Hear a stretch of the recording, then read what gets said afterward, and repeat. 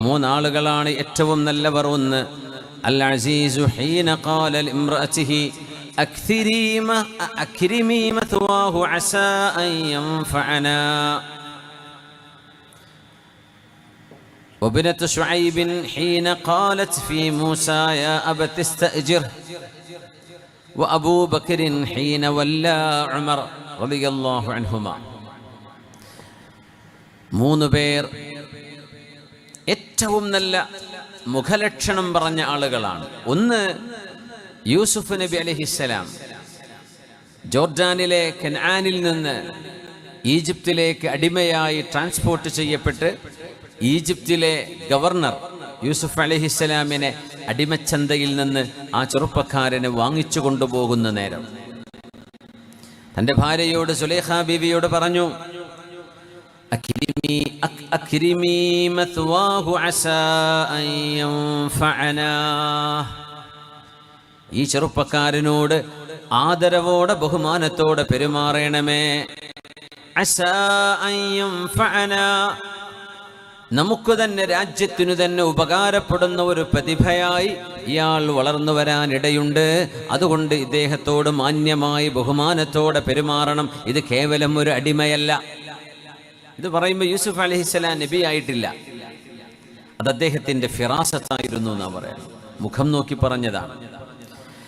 രണ്ടാമത്തേത് വബനതു ശുഐബിൻ ഹീന ഖാലത് ഫീ മൂസ യാ അബതി ഇസ്തഅജിർഹു ഇന്ന ഖൈറ മൻ ഇസ്തഅജർതൽ ഖവിയ്യുൽ അമീൻ. ഉപ്പാ, ഈ ചെറുപ്പക്കാരനെ, അതായത് മൂസ നബിയെ, നിങ്ങൾ വീട്ടിലെ ജോലിക്ക് വേണ്ട അജീറായി, കൂലിപ്പണിക്കാരനായി, വീട്ടിലെ സേവകനായി നിങ്ങൾ നിയമിക്കുകയാണെങ്കിൽ ആ നിയമിക്കപ്പെടുന്ന മനുഷ്യൻ അതിന് യോഗ്യനായ ഏറ്റവും നല്ല മനുഷ്യനാണ് എന്ന് ഇബ്നത്തു ശുഐബ് നബി അലൈഹിസ്സലാമിന്റെ മകൾ സഫൂറ ബീവി പറഞ്ഞത്. ശുഐബ് നബിന്റെ മകള് തന്നെയായിരുന്നോ മൂസ നബിയുടെ ഭാര്യ എന്നതിലൊക്കെ ചരിത്രപരമായ അഭിപ്രായ വ്യത്യാസങ്ങളുണ്ട്. ശുഐബ് നബിയുടെ കാലഘട്ടവും മൂസ നബിയുടെ കാലഘട്ടവും തമ്മിൽ പരിശോധിക്കുമ്പോൾ ചരിത്ര പണ്ഡിതന്മാർക്ക് ഇവിടെ ഡിസഗ്രിമെന്റ് ഉണ്ട്. പക്ഷെ അങ്ങനെയാണ് കൂടുതലും അറിയപ്പെടുന്നത്, അങ്ങനെയാണ്. അതല്ല, ശുഐബ് നബി അല്ല, ഇറൂൻ എന്ന് പറയുന്ന ഒരു സ്വാലിഹായ മനുഷ്യന്റെ മക്കളായിരുന്നു ഈ പെൺകുട്ടികൾ എന്നും ചരിത്രത്തിൽ കാണാൻ കഴിയും. ശുഐബ് നബി എന്നാണ് സാധാരണ പറഞ്ഞു കേൾക്കാറുള്ളത്. ഏതൊരു കാര്യത്തിൽ അഭിപ്രായ വ്യത്യാസങ്ങൾ ഉണ്ടാവുമല്ലോ, കുഴപ്പമില്ല. അതിൻ്റെ ജുംഹൂർ എന്താണ് പറയുന്നത് നോക്കാനേ പറ്റുള്ളൂ. വബനതു ശുഐബിൻ ഹീന ഖാലത് ഫീ മൂസ യാ അബതി ഇസ്തഅജിർഹു, ഉപ്പാ, നമുക്ക് ഏറ്റവും നല്ല ഒരു മനുഷ്യനെ നമ്മുടെ വീട്ടിലെ കാര്യങ്ങളെ നീ ഏൽപ്പിക്കാൻ അങ്ങ് ഉദ്ദേശിക്കുന്നുണ്ടെങ്കിൽ അതിനെ പറ്റിയ ഏറ്റവും നല്ല മനുഷ്യനാണ് മൂസ എന്ന ഈ ചെറുപ്പക്കാരൻ. മൂസാ നബി എപ്പോഴും നബിയല്ല. ആ പെൺകുട്ടി പറഞ്ഞത് എത്ര സത്യമായിരുന്നു. മൂന്നാമത്തെയാൾ അബൂബക്കർ സിദ്ദീഖ് റളിയല്ലാഹു അൻഹു ഹീന വല്ലാ ഉമർ, രോഗശയ്യയിൽ കിടക്കുമ്പോൾ ഖലീഫയായ അബൂബക്കർ സിദ്ദീഖ് റളിയല്ലാഹു അൻഹു തന്റെ പിൻഗാമിയായി വരാൻ പോകുന്ന ഖലീഫയെ നോമിനേറ്റ് ചെയ്തു. അത് മഹാനായ ഉമർ ഇബ്നുൽ ഖത്താബ് റളിയല്ലാഹു അൻഹു ആയിരുന്നു. ആ നോമിനേഷൻ അതൊരു ഫിറാസത്താണ്. ലോകം കണ്ടതിൽ വെച്ച് ഹബീബിന്റെ അനുയായികളിൽ ഇത്രമേൽ ലോകശ്രദ്ധയാകർഷിച്ച, ചരിത്രം രേഖപ്പെടുത്തിയ പ്രതിഭാധനനായൊരു ഭരണാധികാരി ഉമർ ഇബ്നുൽ ഖത്താബ് തങ്ങളല്ലാതെ ആരുണ്ട്? അത് അബൂബക്കർ സിദ്ദീഖ് തങ്ങളുടെ നോമിനേഷനാണ്. ഇങ്ങനെ മൂന്ന് പേർ മനുഷ്യരെ ആത്മീക ജ്ഞാനം കൊണ്ട് നോക്കിക്കണ്ട് വിധി പറഞ്ഞിട്ടുണ്ട് എന്ന് അബ്ദുല്ലാഹി ഇബ്നു മസ്ഊദ് റളിയല്ലാഹു അൻഹു. ഈ സിദ്ധി കൈവരിക്കുക എന്നത് ഒരു മുഅ്മിനിന്റെ ലക്ഷ്യമായിരിക്കണം. നമ്മൾ നിസ്കരിക്കുന്നു, നോമ്പെടുക്കുന്നു, സുന്നത്ത് നോമ്പെടുക്കുന്നു, സ്വലാത്ത് ചൊല്ലുന്നു, മജ്ലിസുൻ നൂർ ചൊല്ലുന്നുണ്ട്, ഹദാദ് റത്തീബ് ചൊല്ലുന്നുണ്ട്, വിർദുകളുണ്ട്, ഖുർആൻ ഓതുന്നുണ്ട്. ഇതൊക്കെ അവസാനം നമുക്ക് കിട്ടേണ്ട ഒരു സാധനം മിനിമം ഫിറാസത്ത് വേണമെന്നാണ്. ഫിറാസത്തിലേക്ക് എത്തണം. മനുഷ്യരുടെ മുഖം നോക്കി ആ മനുഷ്യരെ മനസ്സിലാക്കാൻ കഴിയുന്ന ഒരു കഴിവ്. സിദ്ദീഖ് റളിയല്ലാഹു അൻഹു ഫിറാസത്തുണ്ടായിരുന്ന മഹാനാണ്. ഉമർ തങ്ങൾ അങ്ങനെയാണ്, ഉസ്മാൻ തങ്ങൾ അങ്ങനെയാണ്, അലിയാർ തങ്ങൾ, ഒരുപാട് സംഭവങ്ങളുണ്ട്. ആയിഷ ബീവി റളിയല്ലാഹു അൻഹ പറയുന്നുണ്ട്, നഹലനി അബൂബക്കറിൻ സിദ്ദീഖ് റളിയല്ലാഹു അൻഹു, നഹലനി അബൂബക്കറിൻ റളിയല്ലാഹു അൻഹു ജുദാദ 20 സന. മഹാനായ സിദ്ദീഖ് റളിയല്ലാഹു അൻഹു ആയിഷ ബീവിക്ക് ആലിയ എന്ന് പറയുന്ന മദീനയിലെ ഖുബാ പള്ളിയുടെ പ്രദേശം, നിസാർക്ക് പിന്നെ ആലിയ മെഡിക്കൽസിന്റെ പേരിലാണ് അറിയപ്പെടുന്നത് അല്ലേ, മദീനയിലെ ഏറ്റവും നല്ല ഈത്തപ്പഴങ്ങൾ ഉണ്ടാകുന്ന ഒരു ചെറിയ ഒരൽപ്പം കുന്നുള്ള പ്രദേശമാണ് ആലിയ. അവാലിൽ മദീന എന്ന് പറയും. ഉമർ തങ്ങളൊക്കെ അവിടെയായിരുന്നു താമസിച്ചിരുന്നത്. അവിടെയുള്ള ഈത്തപ്പനകളുടെ 20 വർഷത്തേക്കുള്ള വിളവെടുപ്പ്, അതായത് ഈത്തപ്പഴം അവിടുന്ന് സ്വീകരിക്കാൻ ആയിഷ ബീവി റളിയല്ലാഹു അൻഹയെ സിദ്ദീഖ് തങ്ങൾ മഹദിയെ ഏൽപ്പിച്ചു, ദാനമായി കൊടുത്തു. 20 കൊല്ലം ആയിഷ ബീവി എൻ്റെ ആലിയയിലെ ഈത്തപ്പന തോട്ടത്തിലെ ഈത്തപ്പഴങ്ങൾ നിങ്ങൾ എടുത്തോളൂ എന്ന് പറഞ്ഞു.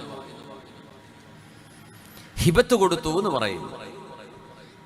ഹിബത്ത് അതിനെ സംബന്ധിച്ച് ഫിഖ്ഹിന്റെ കർമ്മശാസ്ത്ര പണ്ഡിതന്മാർ പറയും, ഹിബത്ത് പ്രാബല്യത്തിൽ വരണമെങ്കിൽ ഖബൂൽ ചെയ്യണമെന്ന് പറയും. അത് സ്വീകരിക്കണം കൊടുത്ത ആള്. അത് സ്വീകരിക്കാത്ത കാലത്തോളം അത് അതിൻ്റെ മാലിക്കിൻ്റെതാണ്, ഉടമസ്ഥൻ്റെതാണ്. നിങ്ങൾ തരാന്ന് പറഞ്ഞു, വാങ്ങിക്കാൻ ആൾ വന്നില്ല, പിന്നെ അയാളുടേതാണ്. പിന്നെ മരണശേഷം അനന്തര സ്വത്തായിട്ട് കൊടുക്കപ്പെടും. ഏതായിരുന്നാലും ആയിഷ ബീവി റളിയല്ലാഹു അൻഹയോട് വഫാത്തിന്റെ അവസാന ഘട്ടത്തിലേക്ക് എത്തി നിൽക്കുമ്പോൾ, ലോകത്തോട് വിട പറയാൻ പോകുന്ന നേരം അബൂബക്കർ സിദ്ദീഖ് റളിയല്ലാഹു അൻഹു എന്ന് പറയുന്നു, മോളെ വിളിച്ചു, യാ ബുനയ്യ, എന്റെ പൊന്നുമോളെ ആയിഷ, ഇന്ന ഹബ്ബന്നാസി ഇലയ്യ ഗിനൻ അൻസി, എന്റെ മനസ്സിൽ ഏറ്റവും കൂടുതൽ ഐശ്വര്യത്തോടെ ജീവിക്കണം എന്ന് ഞാൻ മനസ്സുകൊണ്ട് കൊതിക്കുന്നത് ആയിഷ നിങ്ങളെ കുറിച്ചാണ്. നിങ്ങളുടെ കയ്യിൽ പൈസ ഉണ്ടാവണം എന്ന് വാപ്പയായ എനിക്ക് ആഗ്രഹമുണ്ട്.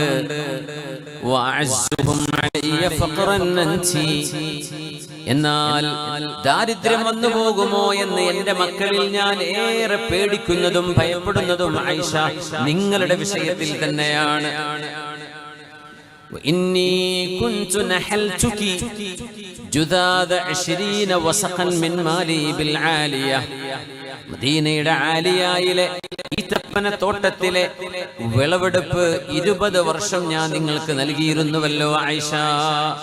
وإنك لم تكوني قبلتيه ولا حوزتيه. നിങ്ങളത് ഇതുവരെ സ്വീകരിച്ചിട്ടില്ലല്ലോ. അതുകൊണ്ട്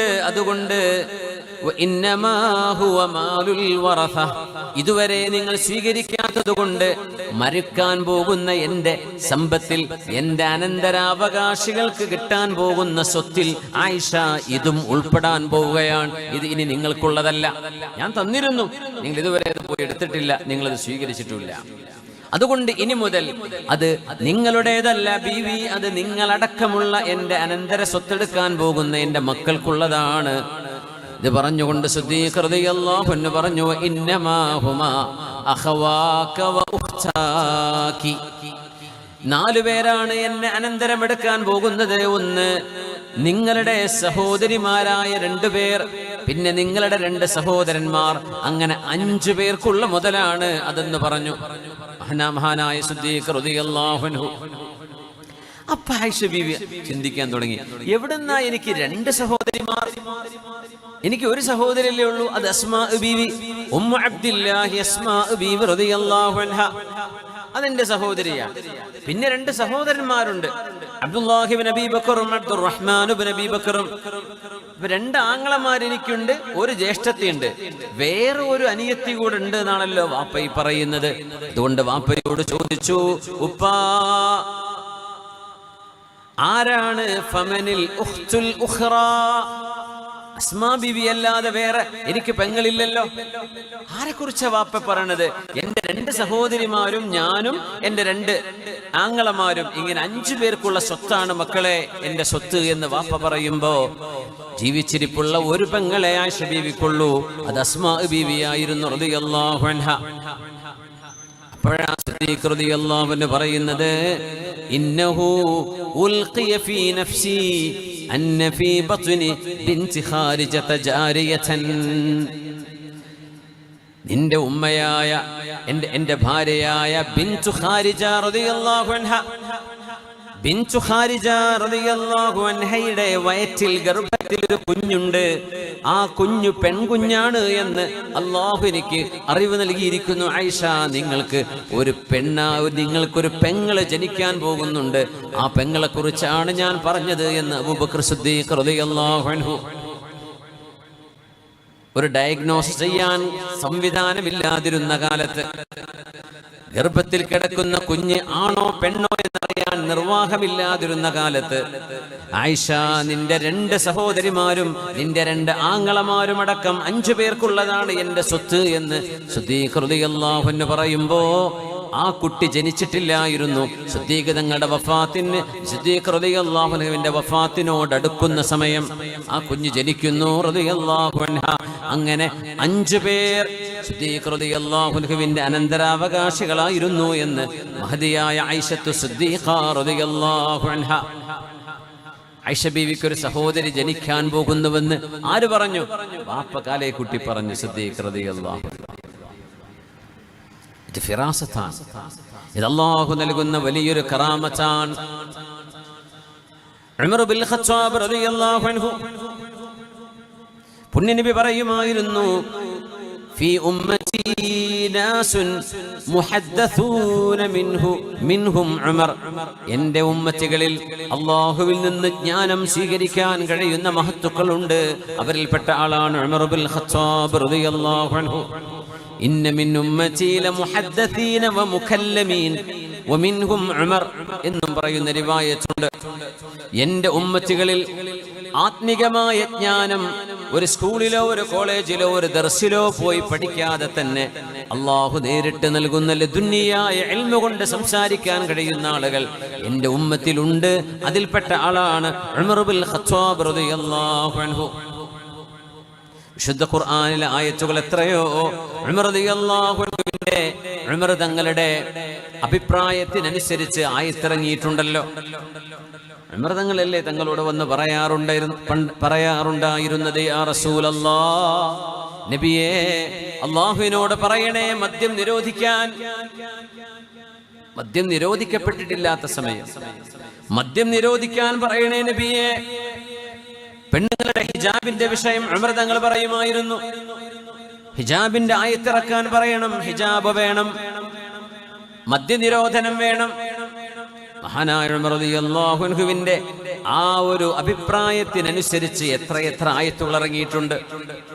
ഇന്നമൽ ഖംറു അഊദു ബില്ലാഹി മിനശ് ശൈത്വാനിർ റജീം ഇന്നമൽ ഖംറു വൽ മൈസിറു വൽ അൻസാബു വൽ അസ്ലാമു റിജ്സും മിൻ അമലിശ് ശൈത്വാൻ ഫജ്തനിബൂഹു ലഅല്ലകും തുഫ്ലിഹൂൻ. إنما يريد الشيطان أن يوقع بينكم العداوة والبغضاء في الخمر والميسر ويصدكم عن ذكر الله وعن الصلاة فهل أنتم منتهون. മദ്യനിരോധനത്തിന്റെ ആയത്താണത്. മഹാനായ സിദ്ദീഖ്, മഹാനായ അബൂബക്കർ, മഹാനായ ഉമർ ബിൻ ഖത്താബ് റളിയല്ലാഹു തആല അൻഹു ഫിറാസത്തുണ്ടായിരുന്ന മഹാനാണ്. മുദ്ഹജ് ഗോത്രക്കാർ ഉമർ തങ്ങളുടെ മുമ്പിലേക്ക് വന്നപ്പോൾ അവരിൽ അൽ അഷ്തർ എന്നറിയപ്പെടുന്ന ഒരാളുണ്ട്. മാലിക് ഇബ്നുൽ ഹാരിസ് അൽ അഷ്തർ എന്നറിയപ്പെടുന്ന ആള്. അഹ്ലുസുന്നയുടെ കാഴ്ചപ്പാടിൽ അയാൾ കുഴപ്പക്കാരനാണ്. ഷിയാക്കൾ അദ്ദേഹത്തെ വലിയ പദവി കൊടുത്താതിരിക്കാറൊക്കെ ഉണ്ട്. പക്ഷെ അദ്ദേഹം കുഴപ്പക്കാരനാണ്. ഉസ്മാൻ റളിയല്ലാഹു അൻഹുവിനെ വധിക്കാനുള്ള പ്ലാൻ ചെയ്തതിൽ പ്രധാനിയാണ് ഈ അഷ്തർ എന്ന് പറയുന്ന മാലിക് ഇബ്നുൽ ഹാരിസ് എന്ന് പറയുന്ന ഈ മനുഷ്യൻ. ഉസ്മാൻ തങ്ങൾ വധിക്കപ്പെടുന്നതിന്റെയും 10 കൊല്ലം മുമ്പ്, ഉസ്മാൻ തങ്ങൾ വധിക്കപ്പെടുന്നതിന്റെ 10 വർഷം മുമ്പ് ഈ അൽ അഷ്ർ എന്ന് പറയുന്ന മനുഷ്യൻ മുദ്ഹജ് ഗോത്രക്കാരുടെ കൂടെ ഉമർ റളിയല്ലാഹു അൻഹുവിനെ കാണാൻ വന്നപ്പോ فصعد عمر فيه النظر وصوبه. ആ മനുഷ്യനെങ്ങനെ ശരിക്കിങ്ങനെ നോക്കി, അഷ്തറിനെങ്ങനെ നോക്കി. അയ്യുഹും ഹാദാ, ആളുകളോട് ചോദിച്ചു ഇവന്റെ പേരെന്താണ്? അവർ പറഞ്ഞു മാലിക് ഇബ്നുൽ ഹാരിസ്. ഉമർ തങ്ങൾ പറഞ്ഞു മാലഹു ഖാതലഹുല്ലാഹ്, മാലഹു ഖാതലഹുല്ലാഹ്, വളരെ ഈ ഉമ്മത്തിന് നാശമുണ്ടാക്കാൻ പോകുന്ന ആളാണല്ലോ, അല്ലാഹു അവനോട് യുദ്ധം പ്രഖ്യാപിക്കട്ടെ എന്ന് ആ മനുഷ്യന്റെ മുഖത്ത് നോക്കി പറഞ്ഞു ഉമർ എന്നവരെ. ഇന്നി ലഅറാ ലിൽ മുസ്ലിമീന മിൻഹു യൗമൻ അസീബാ, മുസ്ലിമീങ്ങൾ തലതാഴ്ത്തി നാണിച്ചു പോകാൻ കാരണമാകുന്ന ഒരു സംഭവം ഇവന്റെ കയ്യിലൂടെ സംഭവിക്കുമെന്ന് ഞാൻ കാണുന്നുവെന്ന് ഉമർ ഇബ്നുൽ ഖത്താബ് റളിയല്ലാഹു അൻഹു ഈ അഷ്തറിന്റെ മുഖത്ത് നോക്കി 10 കൊല്ലം മുമ്പ് പറഞ്ഞിട്ടുണ്ട്. ഉസ്മാൻ തങ്ങളുടെ ഘാതകരെ വിസ്തരിച്ചപ്പോ മഹാനായ ഉസ്മാൻ തങ്ങളെ വധിക്കപ്പെടുന്നത് അറബ് ചരിത്രത്തിലില്ലാത്ത ക്രൂരമായ കൊലപാതകമായിരുന്നു. വീട്ടിലേക്ക് ഇരച്ചു കയറിയിട്ട് കൊല്ലുക, അങ്ങനെയൊന്നും അറബ് ലോകത്തുണ്ടായിരുന്നു. അവർ യുദ്ധം ചെയ്യുന്നവരാ, കൊലയാളികളായിരുന്നു ജാഹിലിയ്യത്തിൽ. പക്ഷെ ഇങ്ങനെ ഉസ്മാൻ തങ്ങളെ വധിച്ച പോലെ ചെയ്തിട്ടില്ലായിരുന്നു മുമ്പൊരിക്കലും. അങ്ങനത്തെ ഒരു ക്രൂരമായ കൊലപാതകം ഉസ്മാൻ റളിയല്ലാഹു അൻഹുവിന്റെ ആ സംഭവത്തിൽ സംഭവിക്കാൻ നിമിത്തമായതിന്റെ പിന്നിൽ പ്രവർത്തിച്ച ആള് മാലിക് ഇബ്നുൽ ഹാരിസുൽ അഷ്തർ എന്ന് പറയുന്ന ഈ മനുഷ്യനായിരുന്നു. അയാളുടെ മുഖത്ത് നോക്കി ഉമർ തങ്ങൾ പറഞ്ഞിട്ടുണ്ട് മാലഹു ഖാതലഹുല്ലാഹ്, മുദ്ഹിജ് ഗോത്രക്കാരെ, നിങ്ങളുടെ കൂടെ എന്തിനാണ് ഇവനെ കൊണ്ട് നടക്കുന്നത്? ഇവൻ പ്രശ്നക്കാരനാണ്, ഇവനിലൂടെ ഉമ്മത്തിന്റെ പ്രശ്നങ്ങൾ ഉണ്ടാകുമെന്ന് മഹാനായ ഉമർ ഇബ്നുൽ ഖത്താബ് റളിയല്ലാഹു അൻഹു ഇത് ഫിറാസത്താൻ. ഇന്ന ഫീ ദാലിക ലആയതൻ ലിൽ മുതവസ്സിമീൻ. മദീനയിലേക്ക് യമനിൽ നിന്നൊരു നിവേദക സംഘം കടന്നു വന്നു. യമനികളുടെ കൂട്ടത്തിൽ ഒരാളെ ജനങ്ങളൊക്കെ ചൂണ്ടിക്കാണിച്ചുകൊണ്ട് പറഞ്ഞു ഉമറേ, അമീറുൽ മുഅ്മിനീനെ, അതഅരിഫു ഹാദാ, ഈ മനുഷ്യനെ നിങ്ങൾക്കറിയുമോ? അൽ ഈമാനു യമാനിൻ വൽ ഫിഖ്ഹു യമാനിൻ വൽ ഹിക്മതു യമാനിയ. ഹബീബിന്റെ ഹദീസാണ്. ഈമാൻ യമനികളുടേതാണ്, ഫിഖ്ഹ് യമനികളുടേതാണ്, തത്വജ്ഞാനം യമനികളുടേതാണ്. അബൂ മുസൽ അശ്അരി റളിയല്ലാഹു അൻഹു യമനിയാണ്, വൈസുൽ ഖർനി തങ്ങൾ യമനിയാണ്. കേരളത്തിലേക്ക് കടന്നു വന്ന പണ്ഡിത തലമുറകളിൽ ശംസുൽ ഉലമാ തങ്ങളുടെയും പാണക്കാട് കുടുംബത്തിന്റെയും അടിവേരുകൾ യമനിൽ നിന്ന് വരുന്നവരാണ്. അൽ ഈമാനു യമാനിൻ വൽ ഫിഖ്ഹു യമാനിൻ വൽ ഹിക്മതു യമാനിയ. യമനിൽ നിന്ന് വന്ന പുതിയ നിവേദക സംഘം, ആ സംഘത്തിലെ ഒരാളെ കാണിച്ചു കൊടുത്തു. അയാളെ ആദ്യമായാണ് ഉമർ തങ്ങൾ കാണുന്നത്. ഉമർ തങ്ങളോട് ചോദിച്ചു, ഉമറേ, അമീറുൽ മുഅ്മിനീനെ, ഹൽ തഅരിഫു ഹാദാ, ഇയാളെ നിങ്ങൾക്കറിയുമോ എന്ന് ചോദിച്ചപ്പോ ഉമർ തങ്ങളുടെ മറുപടി ലഅല്ലഹു സവാദ് ഇബ്നു ഖാരിബ്, അത് സവാദ് ഇബ്നു ഖാരിബ് ആയിരിക്കുമല്ലോ. നോക്കുമ്പോ അത് സവാദ് തങ്ങളായിരുന്നു റളിയല്ലാഹു അൻഹു. സവാദ് ഇബ്നു ഖാരിബ്. 2 സവാദുമാരുണ്ട്. ബദരിയായ സ്വഹാബിയുണ്ട് സവാദ് ഇബ്നു ഗസിയ. നബി തങ്ങളോട് പ്രതികാരം ചോദിക്കണമെന്ന് പറഞ്ഞ് നബി തങ്ങളുടെ വയറ്റത്ത് ഉമ്മ വെച്ചുകൊണ്ട് യുദ്ധത്തിലേക്ക് ഇറങ്ങിപ്പോയ സവാദ് റളിയല്ലാഹു അൻഹു. ഇത് സവാദ് ഇബ്നു ഗസിയ, ഇത് സവാദ് ഇബ്നു ഖാരിബ്. തങ്ങളോട് നേരിട്ട് വന്നുകൊണ്ട് യാ റസൂലല്ലാഹ് ഫകുല്ലി ഷഫീഅൻ യൗമ ലാ ദു ശഫാഅത്തിൻ فكلي شفيعا يوم لا ذو شفاعتي بمغن فتيلا عن سواد بن قاربي.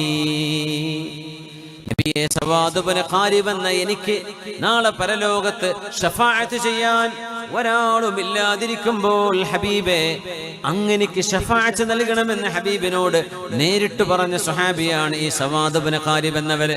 പക്ഷേ ഉമർ തങ്ങൾ സവാദ് തങ്ങളെ ജീവിതത്തിൽ അതിനു മുമ്പ് കണ്ടിട്ട് പോലുമില്ല. സവാദ് തങ്ങൾ ഒരു ജ്യോത്സ്യപ്പണി ചെയ്തിരുന്ന ആളായിരുന്നു. ഇസ്ലാമിലേക്ക് വരുന്നതിന്റെ മുമ്പ് ജിന്നുകളുടെ ഒരു കവിത അദ്ദേഹം ഉദ്ധരിച്ചിട്ടുണ്ട്.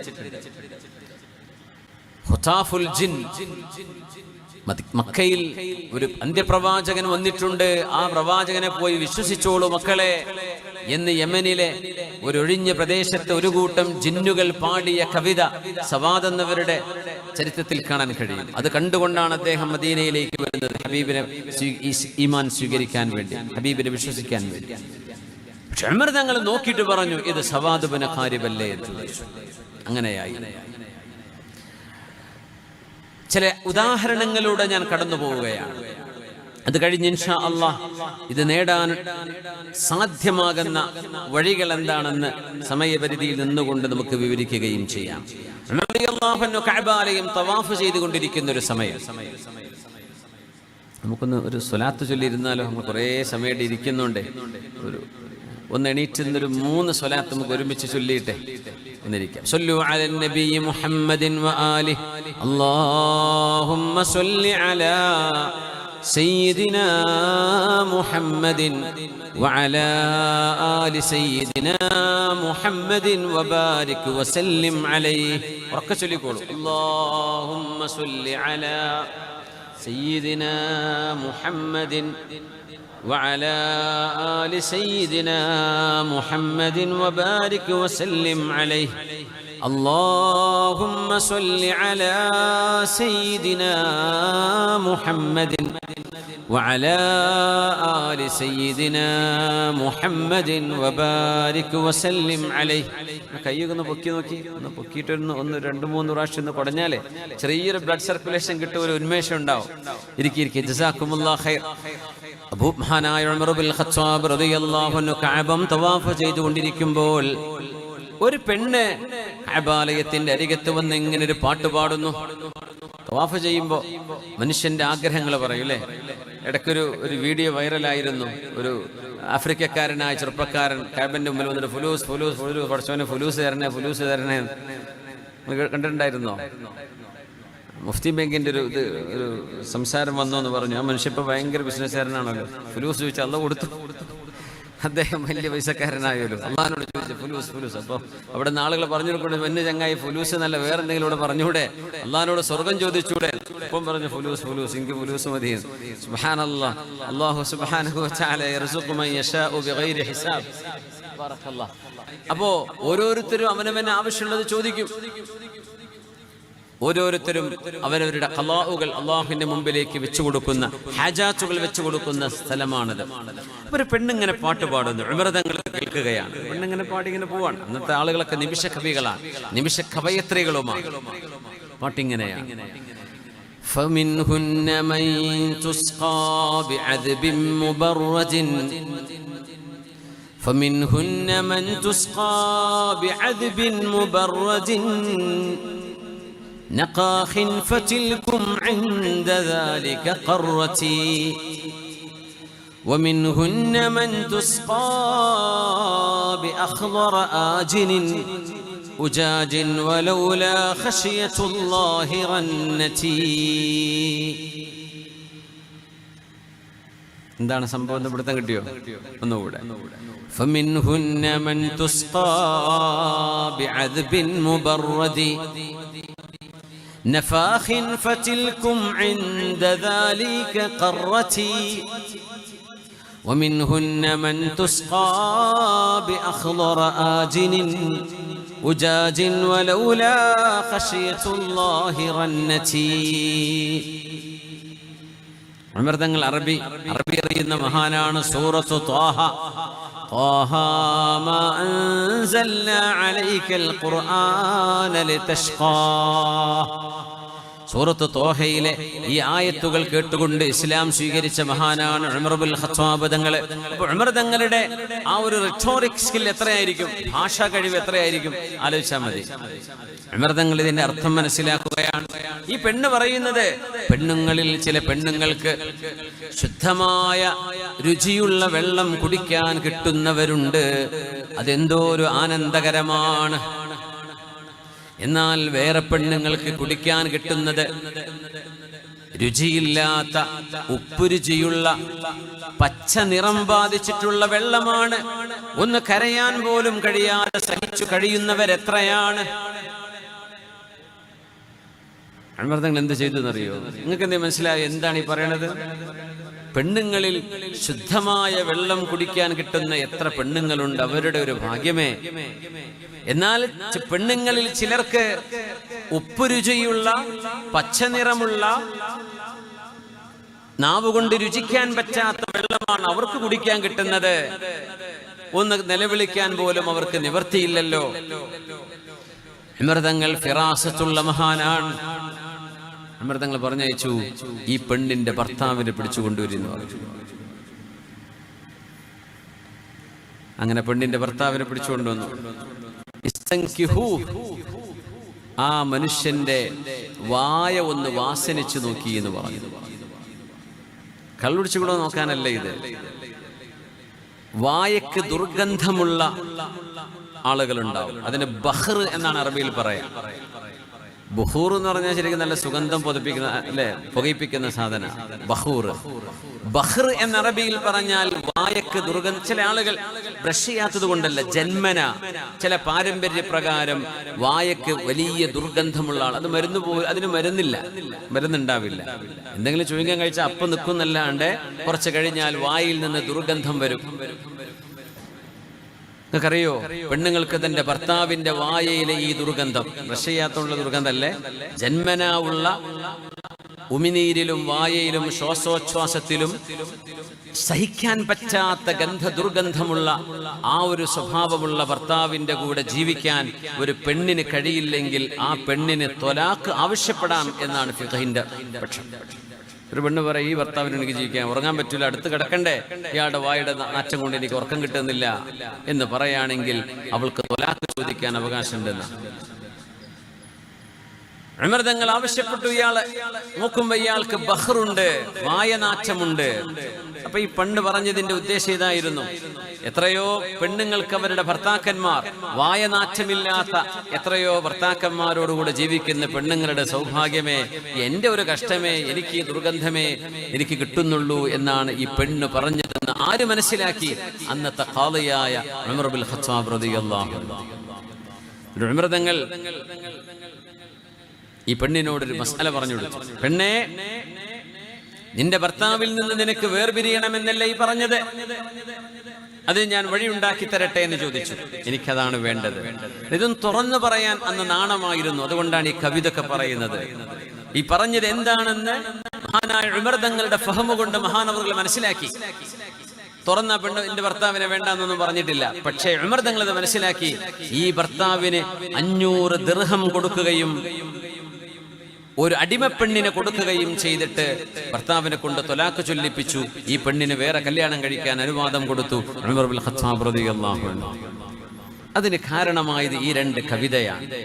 ومنهن من تسقى بعذب ممرد نقاخ فتلكم عند ذلك قرتي ومنهن من تسقى بأخضر آجن أجاج ولولا خشية الله رنتي أجاج ولولا خشية الله رنتي. ഇത് മനസ്സിലാക്കാനുള്ള ഫിറാസത്തും ബുദ്ധികൂർമ്മതയും ഇൽമിന്റെ വെളിച്ചത്തിലൂടെ, ഈമാനിന്റെ വെളിച്ചത്തിലൂടെ കൈവരിച്ചു ഉമർ ബിൻ ഖത്താബ് റളിയല്ലാഹു അൻഹു. ഉമർ തങ്ങൾ ഇസ്ലാം സ്വീകരിക്കുന്നതിന് മുമ്പ് ഈ ബുദ്ധികൂർമ്മതയൊന്നും ഉമർ തങ്ങൾക്കുണ്ടായിരുന്നില്ല. ഇത് അള്ളാഹു നൽകുന്നൊരു നൂറാൻ, ഒരു പ്രകാശമാണ്. ഖലീഫമാരിൽ മൂന്നാമനായ ഉസ്മാൻ ഇബ്നു അഫ്ഫാൻ റളിയല്ലാഹു അൻഹുവിന്റെ പരിശുദ്ധമായ പള്ളിയിലേക്ക് ഉസ്മാൻ തങ്ങൾ ഖുതുബ ഓതുന്നത് മദീന പള്ളിയിലാണ്. മദീന പള്ളിയിലേക്ക് ഒരു ചെറുപ്പക്കാരൻ കയറി അവസാനത്തെ സ്വഫിൽ കയറി വന്നിരിക്കുമ്പോ ഉസ്മാൻ തങ്ങൾ ചോദിച്ചു ഒരു ചോദ്യം, അയദ്ഖുലു അലൈനാ അഹദുകും വഫീ ഐനിഹി അഥറു സിനാ. അങ്ങാടിയിലൂടെ വരുമ്പോ തന്റെ മുമ്പിലൂടെ നടക്കുന്ന ഒരു പെണ്ണിന്റെ പാദസരം കാണുമാർ കാറ്റടിച്ചപ്പോ ആ പെണ്ണിന്റെ കാലിലേക്ക് നോക്കുകയും കണ്ണുകൊണ്ട് നോക്കിപ്പോവുകയും തെറ്റ് ചെയ്യുകയും ചെയ്ത് തൗബ ചെയ്യാൻ മറന്നുപോയി. അങ്ങനെ പള്ളിയിലേക്ക് ജുമുഅക്ക് കയറി വരുമ്പോ മദീന പള്ളിയുടെ ഖുതുബ നിർവഹിക്കുന്ന ഉസ്മാൻ തങ്ങൾ ബാക്കിൽ കയറി വന്ന് അങ്ങാടിയിലൂടെ അപ്പൊ കയറി വന്നിരിക്കുന്ന മനുഷ്യനെ നോക്കിയിട്ട് ഉസ്മാൻ തങ്ങൾ പേര് പറയാതെ പറഞ്ഞു, നമ്മുടെ സദസ്സിലേക്ക് ചില ആളുകൾ കയറി വന്നിരിക്കുമ്പോ അവരുടെ കണ്ണിൽ വ്യഭിചാരത്തിന്റെ അടയാളം ഞാൻ കാണുന്നുണ്ടല്ലോ. അയദ്ഖുലു അലൈനാ അഹദുകും വഫീ ഐനൈഹി അഥറു സിന വസിനൽ ഐനൈനി നദർ. കണ്ണുകൊണ്ട് ചെയ്യുന്ന വ്യഭിചാരം കണ്ണിന്റെ നോട്ടമാണെന്ന് മഹാനായ റസൂലുള്ളാഹി തങ്ങൾ പറഞ്ഞിട്ടുണ്ട് സ്വല്ലല്ലാഹു അലൈഹി വസല്ലം. ഈ മനുഷ്യനങ്ങ് ഞെട്ടിപ്പോയി. അയാൾ പറഞ്ഞു, അവഹ്യുൻ ബഅദ റസൂലില്ലാഹ്, ഹബീബായ തങ്ങൾ വഫാത്തായി പോയതിന്റെ ശേഷം ആകാശ ലോകത്ത് നിന്ന് ജിബ്രീൽ അലൈഹിസ്സലാം ഇപ്പോഴും വഹ്യുമായി വരുന്നുണ്ടോ? അങ്ങാടിയിൽ നടന്ന സംഭവം എങ്ങനെയാണ് മദീനയുടെ മിമ്പറിൽ കിടക്കുന്ന മദീന പള്ളിയിൽ കിടക്കുന്ന ഉസ്മാൻ തങ്ങൾ അറിയുന്നത് എന്ന് ചോദിച്ചപ്പോ, ഇത് വഹ്യല്ല മോനെ, വലാകിൻ ബുർഹാനുൻ വഫിറാസ എന്ന് മഹാനായ ഉസ്മാൻ തങ്ങൾ മറുപടി കൊടുത്തു. ഇത് അല്ലാഹു നൽകുന്ന വെളിച്ചം കൊണ്ട് നോക്കുകയാണ്, ഇത് വഹ്യൊന്നുമല്ല. ഇതിന് വഹ്യെന്ന് വിളിക്കരുത്, ഇത് ആത്മീക ജ്ഞാനം കൊണ്ടുണ്ടാകുന്ന അറിവാണ്. ഉസ്മാൻ ഇബ്നു അഫ്ഫാൻ റളിയല്ലാഹു അൻഹു, ഇത് ഹിക്മത്താണ്. അല്ലാഹുവിനോട് ഹിക്മത്തിനെ ചോദിക്കണമെന്നാണ്. വമൻ യുഅ്തൽ ഹിക്മത ഫഖദ് ഊതിയ ഖൈറൻ കസീറാ.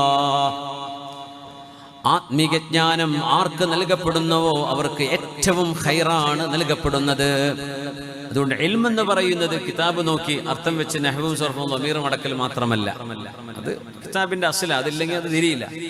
പക്ഷെ അവിടം അവസാനിക്കരുത്. കിതാബ് എന്ന് പറയുന്നത് ഗ്രന്ഥം, അറിവ്, ഇൽമ് എന്ന് പറയുന്നത് കിതാബ് നോക്കി ഇന്ന ബാബിൽ മഹാനായ ഇമാം അവറുകൾ, ഇമാം നബവി തങ്ങൾ ഇന്ന ബാബിൽ ഇന്നത് പറഞ്ഞിട്ടുണ്ടല്ലോ, അത് നോക്കി ഉദ്ധരിക്കാൻ കഴിയുന്ന ഒരു ഉദ്ധരണി ചെയ്യാൻ കഴിയുന്ന ഒരു കഴിവ് മാത്രമല്ല ഇൽമ് എന്ന് പറയുന്നത്. അതിൽ നിന്ന് കിട്ടുന്ന ഒരു ആത്മീക വെളിച്ചമുണ്ട്. ആ വെളിച്ചത്തിൽ ജ്ഞാനം അന്തർലീനമായി കിടക്കുന്ന, മറഞ്ഞു കിടക്കുന്ന വിഷയങ്ങളെ നോക്കിക്കാണാൻ കഴിയുന്ന ഒരു സിദ്ധി അള്ളാഹു നൽകുന്നു. അതിന് പറയുന്ന പേരാണ് ഫിറാസ.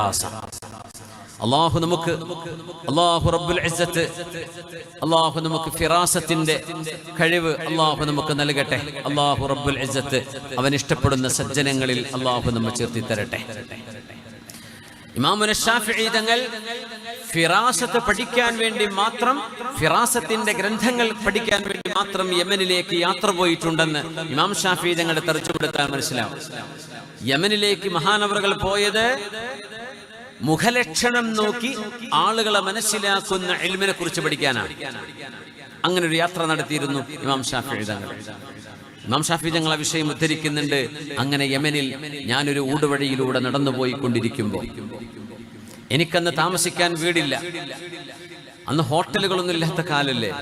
അപ്പോ ആരുടെയെങ്കിലും വീട്ടിൽ താമസിക്കാൻ കഴിയുമോ, വീട് സൗകര്യമുള്ള ആളുകൾ ഒരൽപ്പം കിടന്നുറങ്ങാൻ ഇടം കൊടുക്കുമോ എന്ന് വിചാരിച്ച് ഇമാം ശാഫിഈ തങ്ങൾ ആ വഴിയിലൂടെ അങ്ങനെ നടന്നുകൊണ്ടിരിക്കുമ്പോ, മറർതു ഫീ ത്വരീഖിൻ ബിഫിനാഇ ദാരി റജുലിൻ അസ്റഖിൽ ഐനൈൻ. നീല കണ്ണുകളുള്ള ഒരു മനുഷ്യന്റെ വീടിന്റെ മുമ്പിലൂടെ ഞാൻ നടന്നുപോയി. ബ്ലൂ ഐസ് എന്നൊക്കെ വലിയ പണ്ടൊക്കെ ഈ പൂച്ചക്കണ്ണ് എന്ന് പറഞ്ഞ അന്നത്തെ പെൺകുട്ടികളും ആൺകുട്ടികളും കണ്ണുപൊത്തി നാണക്കേട് കൊണ്ട് ജീവിച്ചൊരു കാലം ഉണ്ടായിരുന്നു. ഇന്ന് പൂച്ചക്കണ്ണ് ആവാൻ വേണ്ടി പാടുപെടുക, അതിന്റെ ലെൻസുകൾ വെച്ച് നടക്കുക പെൺകുട്ടികൾ. പൂച്ചക്കണ്ണ് ആവണേ അല്ലെ? മുമ്പത്തെ കാലത്തൊക്കെ നമ്മളൊക്കെ പഠിക്കുന്ന കാലത്ത് പൂച്ചക്കണ്ണ് എന്ന് പറഞ്ഞിട്ട് കളിയാക്കലായിരുന്നു. അതൊന്നും ശരിയായ കണ്ണല്ലാതെ. ഇപ്പോ അതായി കിട്ടാനാ ഈ ബ്ലൂ ഐ, ഗ്രീൻ ഐ എന്നൊക്കെ പറയുന്നത് ആളുകളിൽ ഇന്ന് വലിയ ആവേശമുള്ള സംഗതി, സൗന്ദര്യത്തിന്റെ വലിയ അടയാളമായിട്ടാണ് ഇന്നത് കണക്കാക്കപ്പെടുന്നത്. അങ്ങനെ ആണ് താനും, അതിനെക്കുറിച്ചല്ല. പക്ഷേ ഇമാം ശാഫിഈ തങ്ങളെ നീലക്കണ്ണുള്ള മനുഷ്യന്മാരെ കുറിച്ചൊരു ഒരു വാക്ക് പറഞ്ഞിട്ടുണ്ട്. ലഈമുൻ, അവരിൽ ലുഉമുണ്ടാകും, ചീച്ച, മോശമായ സ്വഭാവ പെരുമാറ്റം ആ കണ്ണുള്ളവരിൽ ചില ആളുകളിൽ ഉണ്ട് എന്ന് ഇമാം ശാഫിഈ തങ്ങൾ ഫിറാസത്തിന്റെ ഇൽമ പഠിച്ചപ്പോൾ മഹാനോട് മനസ്സിലായിട്ടുണ്ട്. പക്ഷേ അനുഭവം മറ്റൊന്നാണ്. ഈ നീലക്കണ്ണുള്ള മനുഷ്യന്റെ, നീലക്കണ്ണ് പറഞ്ഞ സൂപ്പറായിട്ട് മുഖ്യ കണ്ണൊന്നും തന്നെ അർത്ഥമല്ലേ, ചെറിയൊരു നീല നിറണ്ടാവും, അത്രയേ ഉള്ളൂ. അപ്പോ ഇദ്ദേഹത്തിന്റെ വീട്ടിന്റെ അരികത്തേക്ക് വന്നപ്പോ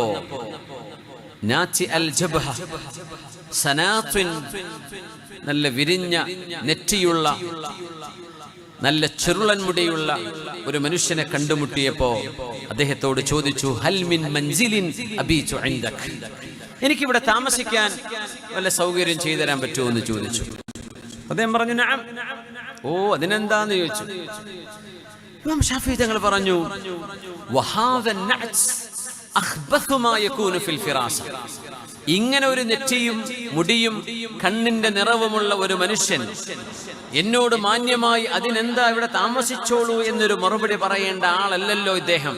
കാരണം എന്റെ ഫിറാസത്തിന്റെ ഇൽമിൽ ഇയാൾ മോശം സ്വഭാവക്കാരനാണ് എന്ന് ഇമാം ഷാഫിഈ തങ്ങൾ മനസ്സിലാക്കിയിട്ടുണ്ട്. പക്ഷെ ഇയാളാണെങ്കിലോ അതിനെന്താ താമസിച്ചോളൂ എന്നാ മറുപടി പറയുന്നത്. പറയേണ്ടത് ഇവിടെ അങ്ങനെ വിടുന്നില്ല, പൊയ്ക്കോ, നിങ്ങൾ ആരാ എന്ന് പറഞ്ഞ് ആട്ടിവിടേണ്ട ആള് മാന്യമായി സ്വീകരിച്ചപ്പോ ഇമാം ഷാഫിഈ തങ്ങൾ പറയാൻ, അഗ്സിലു കിതാബൽ ഫിറാസ ഇദാ റഅയ്തു ഹാദാ. ഈ മനുഷ്യന്റെ സ്വഭാവം ഞാൻ മനസ്സിലാക്കിയതിന് വിരുദ്ധമായി നല്ല സൽസ്വഭാവിയാണെങ്കിൽ, സൽസ്വഭാവി അല്ല എന്നാണ് ഇമാം ഷാഫിഈ തങ്ങൾ ഫിറാസത്തിന്റെ ഇൽമിലൂടെ മനസ്സിലാക്കുന്നത്. പക്ഷെ ഇയാളുടെ പെരുമാറ്റമോ വളരെ ഡീസന്റ് ആണ്. ഇനി ഞാൻ നാളെ വരെ ഇവിടെ താമസിക്കുമല്ലോ, ഇയാളുടെ വീട്ടിൽ നിന്ന് പോകുന്നതിന്റെ മുമ്പ് ഇദ്ദേഹത്തിന്റെ സ്വഭാവം ഞാൻ മനസ്സിലാക്കി വെച്ചതുപോലെ അല്ലെങ്കിൽ ഫിറാസത്തിന്റെ ഇൽമിന്റെ സർവ്വ കിതാബ് ഞാൻ വെള്ളത്തിൽ മുക്കിക്കളയുമെന്ന് ഇമാമുന ഷാഫിഈ തങ്ങൾ. അതൊന്നറിയണല്ലോ, പഠിച്ച ഇൽമിനേക്കാളും വലുതാണ് ഇവിടെ വാക്കയിൽ നടക്കുന്നതെങ്കിൽ അവിടെ ഒരു ഗുരുതരമായ ഖലലുണ്ട് എന്ന് ഇമാം ഷാഫിഈ തങ്ങൾ മനസ്സിലാക്കാം. അങ്ങനെ ഇവിടെ താമസിച്ചു. നേരം വെളുത്തു. ഇമാം ഷാഫിഈ തങ്ങൾ അവരോട് യാത്ര പറയണം. എന്നിട്ട് പറഞ്ഞു, ഇദാ ജിഅത ഇലാ മക്ക. ഇമാം ഷാഫിഈ തങ്ങൾ ഇപ്പോൾ മക്കത്താണ് താമസം. നിങ്ങൾ മക്കയിലേക്ക് വരികയാണെങ്കിൽ ഫസ്അൽ അനി ഷാഫിഈ. ഷാഫിഈ എന്ന് പറഞ്ഞ ആളുണ്ടോ എന്ന് മക്കക്കാരോട് വന്ന് ചോദിക്കണം. നിങ്ങൾ എന്നോട് ചെയ്ത ഈ ഉപകാരത്തിന് ഞാൻ നിങ്ങൾക്ക് ഞാൻ ഉപകാരം ചെയ്യും. മക്കത്ത് വന്നാൽ എന്നെ ഒന്ന് വന്ന് കാണണം. ഷാഫി ഇമാം വിചാരിച്ചു ഇയാൾ ഫ്രീ ആയിട്ടാണ് താമസിക്കാൻ കൊടുത്തത്. അദ്ദേഹത്തിന്റെ മറുപടി വന്നു, മക്കത്ത് വന്ന് ഞാൻ നിങ്ങളെ അന്വേഷിക്കാൻ ഞാൻ നിങ്ങളുടെ വാപ്പയുടെ അടിമയായിരുന്നു എന്ന് ചോദിച്ചു. ഈ മറുപടിയാ വരേണ്ടത്. ഷാഫി ഇമാം അതാ കാത്തിരിക്കണത്. നിങ്ങളുടെ ഓശാരം എന്ന് വാങ്ങാൻ നിങ്ങളുടെ വാപ്പന്റെ അടിമയായിരുന്നോ ഞാൻ? ഷാഫി തങ്ങൾ വരട്ടെ, ഇത് തന്നെയാ ഞാൻ പ്രതീക്ഷിച്ചിരിക്കുന്നത്. ഈ മനുഷ്യനെ കണ്ടപ്പോ ഇമാം ഷാഫിഈ തങ്ങളുടെ വിധിയെഴുത്ത് അങ്ങനെയാ, എന്ന് ചോദിച്ചു. അപ്പൊ ഇമാം ഷാഫിഈ തങ്ങൾ പറഞ്ഞില്ല, എന്റെ വാപ്പാന്റെ അടിമയൊന്നുമല്ല, എന്റെ വാപ്പയെ ഞാൻ പോലും കണ്ടിട്ടില്ല. ഇമാം ഷാഫിഈ തങ്ങൾ യതീമായി വളർന്ന മഹാനാണ് ഇമാമുന ഷാഫിഈ തങ്ങൾ. ഇമാം ഷാഫിഈ തങ്ങൾ യതീമായിരുന്നു റളിയല്ലാഹു അൻഹു. അയാളുടെ ചോദ്യം, ഇന്നലെ ഞാൻ കിടക്കാൻ തന്നതിന്, നിങ്ങൾക്ക് താമസ സൗകര്യം തന്നതിന്റെ പൈസ എടുക്കുക എന്ന് പറഞ്ഞു. ഷാഫിഈ ഫ്രീ ആയി കൊടുത്തതായിരുന്നതാ. പൈസ എടുക്കുക എന്ന് പറഞ്ഞു. ഇമാം ഷാഫിഈ തങ്ങൾ ഇതിന് പൈസ എണ്ണി കൊടുത്തു. ഇനി വേറെന്തെങ്കിലും ഉണ്ടോ എന്ന് ചോദിച്ചു. അപ്പൊ പറഞ്ഞു, ഞാൻ ഇന്നലെ കുറച്ച് ഖിദ്മത്തൊക്കെ ചെയ്തെന്നില്ലേ, ആ വിരിപ്പൊക്കെ നിർത്തി വെച്ചെന്നില്ലേ, അവിടത്തെ പൊടിയൊക്കെ തട്ടി തന്നില്ലേ, അതിന് വല്ലതും എടുക്കുന്ന് പറഞ്ഞു. അതിനും കുറച്ച് പൈസ കൊടുത്തു മഹാനായ ഇമാം ഷാഫിഈ തങ്ങൾ. എന്നിട്ട് ഇയാളുടെ കമന്റ്, നിങ്ങൾ എന്നെ വല്ലാണ്ട് ബുദ്ധിമുട്ടാക്കിയല്ലോ. ഇമാം ഷാഫിഈ തങ്ങൾ അതിനും കുറച്ച് പൈസ കൊടുത്തു. സമാധാനിക്കോട്ടെ എന്ന് വെച്ചിട്ട് അങ്ങനെ ഇമാം ഷാഫിഈ തങ്ങൾ ഇറങ്ങി വരുമ്പോൾ അയാൾ പറഞ്ഞു,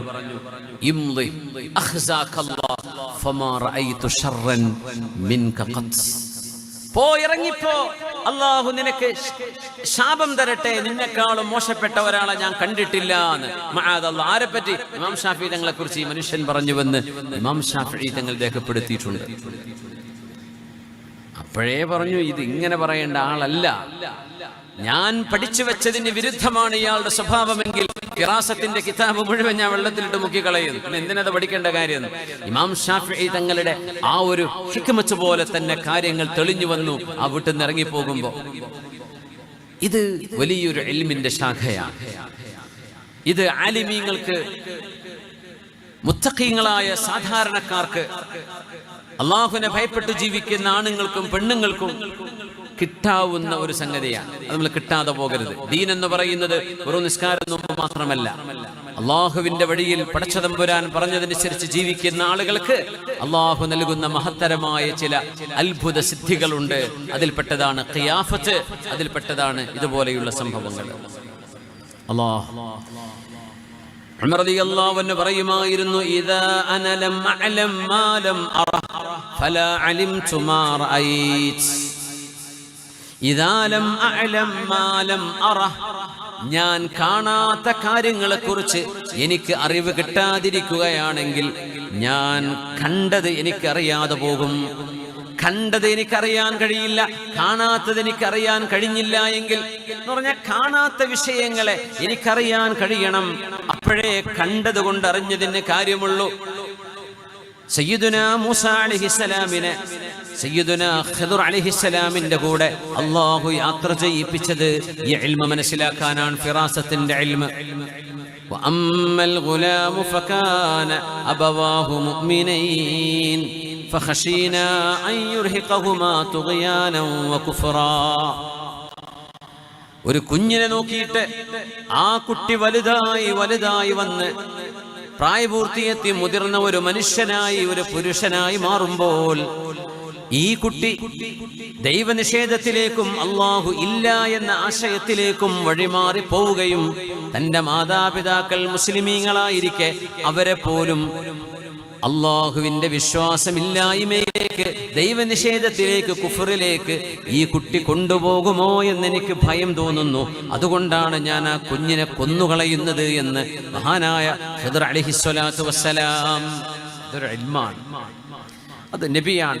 ആ നബിയുടെ വിഷയത്തിൽ ചില ഇളവുകളുണ്ട്. നമുക്ക് ഇങ്ങനെ ഫിറാസത്തിന്റെ ഇൽമ കൊണ്ട് തോന്നി പറഞ്ഞ ആളെ കൊല്ലാനൊന്നും പറ്റില്ലേ. അതിന് തിരിച്ച് കോടതി ശിക്ഷിക്കും, ഇസ്ലാമിക കോടതിയും ശിക്ഷിക്കും. അത് വേറെ വിഷയമാണ്, അത് അംബിയാഇന്റെ വിഷയമാണ്. സയ്യിദുനാ ഖിദ്ർ അലൈഹിസ്സലാം മൂസ നബിക്ക് പറഞ്ഞു കൊടുക്കുന്ന ഇൽമും കാഴ്ചകൾക്കപ്പുറമുള്ള ഇൽമാണ്. ഇദാ ലം അഅലം മാ ലം അറ ഫലാ അലിംതു മാ റഅയ്തു എന്ന് പറയുന്നത് ഉമർ ഇബ്നുൽ ഖത്താബ് തങ്ങളാണ്.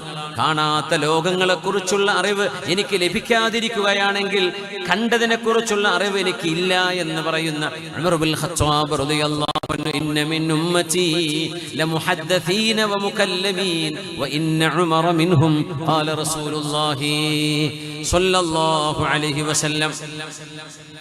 ബനി മുദ്ലിജ് ഗോത്രക്കാർ ഖിയാഫത്തിന്റെ ആളുകളാണ്. ഖിയാഫ എന്ന് പറഞ്ഞാൽ ഒരു ചെറുക്കന്റെ മുഖത്ത് നോക്കി അവന്റെ വാപ്പ ആരാണ് എന്ന് പറയുന്ന ഒരു ശാസ്ത്രം. അങ്ങനുണ്ട്, ഒരു പരിചയം വേണ്ട. ഈ മകനെയോ വാപ്പയെ അറിയാം, തറവാടറിയാം, ഈ കുട്ടിയെ അറിയില്ല. കുട്ടിയുടെ മുഖത്ത് നോക്കി ഈ കുട്ടിയുടെ വാപ്പ ഇന്ന ആളാണ് എന്ന് പറയുന്ന ഒരു രീതിയുണ്ട്. ഖിയാഫ റസൂലുള്ളാഹി തങ്ങളുടെ കാലത്തൊരു സംഭവം ഉണ്ടായിരുന്നു. നബി തങ്ങളുടെ ഇഷ്ടപ്പെട്ട സ്വഹാബിയാണ്. നബി തങ്ങളുടെ മകൻ മുതബന്ന, തങ്ങളുടെ അഡോപ്റ്റഡ് സൺ എന്നിവരെ മക്കക്കാര് വിളിച്ചിരുന്ന സ്വഹാബി ആരാണത്? സയ്യിദ് ബിനു ഹാരിഥ റളിയല്ലാഹു അൻഹു. സയ്യിദ് ബിൻ സാബിത്ത് എന്നവരുണ്ട്, സയ്യിദ് ബിൻ ഹാരിഥ റളിയല്ലാഹു അൻഹു, മുഅ്തയിലെ ഷഹീദായ സ്വഹാബി. സയ്യിദ് ബിൻ ഹാരിഥ റളിയല്ലാഹു അൻഹു അബ്യദു മിഥല സൂഫ്, പരുത്തി പോലെ വെളുത്തവരായിരുന്നു എന്നാ പറയാ. നല്ല വെളുത്ത മനുഷ്യനാണ്. മഹാന്റെ ഒരു മകനുണ്ട്, റസൂലുള്ളാഹി തങ്ങളുടെ ഹിബ്ബ്, പുണ്യ നബി തങ്ങളുടെ മഹ്ബൂബായ സ്വഹാബി ഉസാമത്ത് ഇബ്നു സയ്യിദ് റളിയല്ലാഹു അൻഹു. കാന അസ്വദ കൽ ഫഹം, കരിക്കട്ട പോലെ കറുത്ത നിറായിരുന്നു. ആർക്ക്? ഉസാമ റളിയല്ലാഹു അൻഹു. നബി തങ്ങളുടെ ഇഷ്ടപ്പെട്ട സ്വഹാബിയ, തങ്ങൾക്ക് ഭയങ്കര ഇഷ്ടമാണ്. ആരുടെ മോനാ? തങ്ങളുടെ മോനെന്ന് ജനങ്ങൾ വിളിക്കുമായിരുന്ന സയ്യിദ് റളിയല്ലാഹു അൻഹുവിന്റെ മകനാ. വാപ്പ നല്ല വെളുത്തിട്ടും മകൻ നന്നായി കറുത്തിട്ടും.